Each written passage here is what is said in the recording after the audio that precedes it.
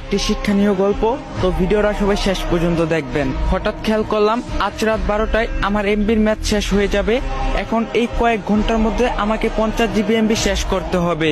পুরাই দিশেহারা হয়ে গেলাম আমি। কি করব, কেমন করে খরচ করব এত অল্প সময়ে এতগুলো এমবি? কিছু কি ডাউনলোড করব, নাকি ভিডিও দেখব, নাকি নিউজ ফিডটা ঘুরে শেষ করব সব? আবার ভাবছি কিছু এমবি পোস্ট করে না হয় শেষ করি, না হয় কোনো ভিডিও ডাউনলোড করি।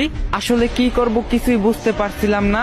এত মূল্যবান এমবি গুলো এভাবে নষ্ট হয়ে যাবে, কোনো কাজেই আসবে না আমার। ঠিক তখনই কেন জানি আমার মনে হলো, হায় আল্লাহ, যদি আমি জানতে পারি যে আজ রাত 12টায় আমি মারা যাব, আমার হাতে তো আর মাত্র কয়েক ঘন্টা সময় আছে, তখন তাহলে আমি কি করব? নামাজ পড়বো, নাকি কোরআন তিলাওয়াত করব, নাকি নিজের গুনাহের জন্য মাফ চেয়ে নিব, নাকি মনের ইচ্ছাগুলো পূরণ করব? আচ্ছা, আপন মানুষগুলোর সাথে শেষ সময় কাটিয়ে দিলে কেমন হয়? থাক, আগে একবার দেখে নিই দেনা পাওনা কি কি আছে। ঋণের বোঝা নিয়ে কবরে না যাওয়াই ভালো। ও আল্লাহ, বলে দাও আসলে কি করব এই অল্প সময়ের মধ্যে? আসলে কি করা উচিত? আপনারাও একটু ভেবে দেখুন তো। সত্যি যদি জানতে পারেন যে এই দুনিয়ায় আজকেই আপনার শেষ দিন, তখন আপনি কি করবেন? কি করে আপনার মহামূল্যবান সময়টাকে নিজের রবের সন্তুষ্টির পথে বানাবেন?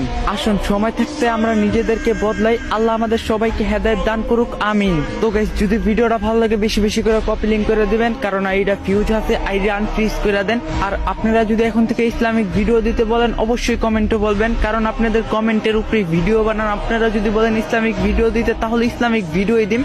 তো আর কথা বাড়াইলাম না, ভিডিওটা বেশি বেশি করে কপি লিংক করে দেন। তো আজকের ভিডিও এই পর্যন্তই ছিল। সবাই ভালো থাকবেন, সুস্থ থাকবেন। আল্লাহ হাফেজ।